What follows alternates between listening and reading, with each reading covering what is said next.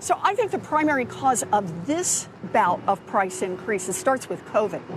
And the fact that we have supply chain kinks, look at the oil industry, look at meat industry, look at groceries generally.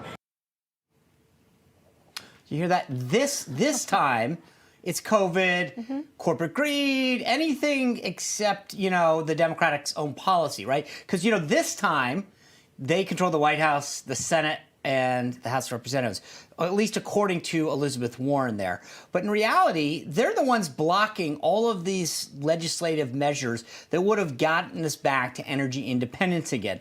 If they could just get out of their own way for the sake of the American people, maybe we could actually get inflation under control, get us energy independent. But let's ask somebody, maybe somebody who has something to say about this, a member of the House Appropriations Committee and retired Navy Master Chief Petty Officer, Texas Congressman Tony Gonzales. Congressman, good to see you. Hey, Sean, good to see you on. Good to see you again. What's really interesting about Senator Warren's comments, all of these industries that she just mentioned just started raising their prices. Coincidentally, this one time when Joe Biden became president and all the Democrats took over Congress. Don't you think that's odd? Yeah, it's been from day one. Their policies, their failed policies have impacted Americans, everyday Americans in every form or fashion. And we've seen it all, from the supply chain issues to attacking oil and gas jobs to, of course, the border crisis, getting Americans killed overseas in Afghanistan, and now, what we're seeing in Europe. It's been nonstop. I think the American public have had enough. The Republican Party needs to win back, but when we do, we got to be ready to roll on day one. Yeah, it's just, I think it's so funny that she was like, this time it's different, because it's like, well, coincidentally, we control everything. But I want to play you something that Energy Secretary Jennifer Granholm said about this. Take a listen to her angle. The administration's reaching out to Saudi Arabia and to Venezuela. I think folks that many Americans might consider unsavory characters in this search for energy to kind of fill this Russian energy void. How should Americans view this? I think Americans should see the administration calling right now for an increase in supply as something that helps them. Okay, so Americans right now should be excited, kind of, right? Because the administration's reaching out to these brutal dictators because it's going to help them. So let me ask you this. What do you think about the 46 billion barrels of untapped oil that are sitting beneath your state of Texas? What do Texans think when they hear a comment like that from the Secretary of Energy?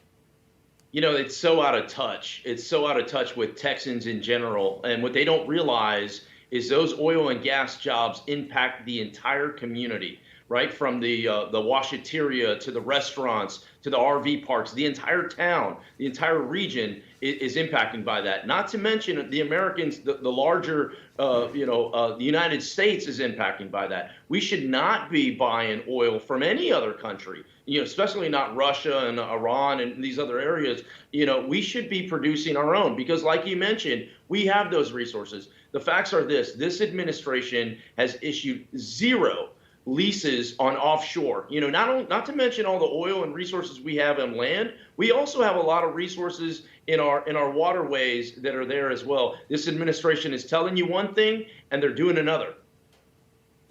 Yeah, no question about it. And Congressman, so glad to have you here. I got to get your reaction to this.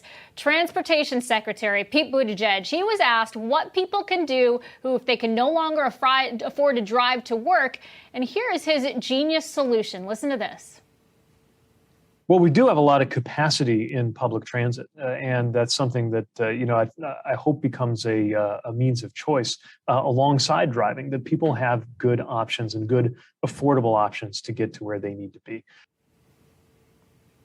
So I think he might be forgetting he's not just talking to Democrats in big cities who have access to public transit. I mean, how do Texans living in rural areas respond to a Washington solution like that?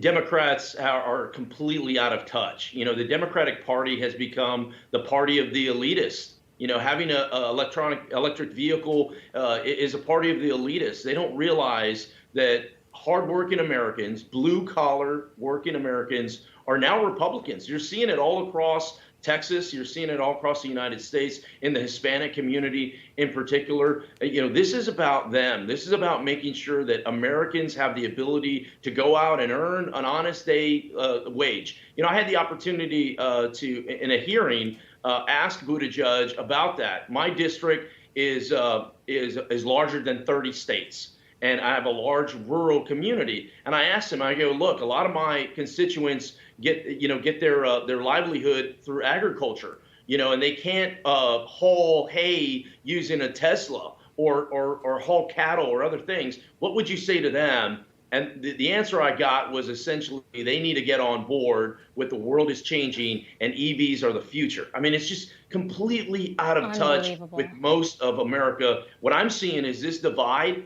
is getting wider and wider between urban and rural America, and it has nothing to do with the color of your skin or how much money you have in your bank account. It has everything to do with this elitism that the Democrats are pushing. Yeah, you nailed it, Congressman. Yeah, that's it. That's totally it. I mean, they just don't have an understanding of what it's like not to be able to hop on a metro or take an electric vehicle somewhere to a charging station. That's right. No, that's exactly right. Right. Congressman, I appreciate you being here. Thank you for your service to this country and look forward to checking in with you soon. Always. Thank you again for having me.